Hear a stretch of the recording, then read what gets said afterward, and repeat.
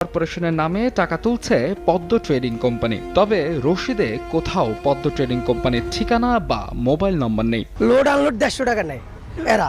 আর যদি কেউ কইব তার প্রতিবাদ করতে যায়, পরের দিন এই যে আপনি মিডিয়া আপনি দিয়েছেন, পরশু দিন আমার দেখতে লয়ে যাব লোক। সবচেয়ে বেশি চাঁদাবাজি হয় সকাল টাইমে ওই যে আপনার রিক্সা ভ্যান মাল নিয়ে গেলেই মানে মাল থাকলেই আপনারা স্লিপ একটা ধরাই দিয়ে টাকা নেয়। প্রতিনিয়ত এই চাঁদার জন্য আমরা অতিষ্ঠ। এই ভাই না সেই ভাই, ওই ভাই না ওই ভাই। থানায় যোগাযোগ করলাম, থানায় বলছে যে আপনি স্লিপ 2টা দিয়ে যান। আমি থানায় ডিউটি অফিসারের কাছে মানে লিখিত দিয়ে আসছি আর ওই স্লিপ 2টা দিয়ে আসছি তাদের। প্রশাসন যদি একটু উদ্যোগ নেয় তাহলে কিন্তু এই চাঁদাবাজ ধরা কোনো ব্যাপারই না।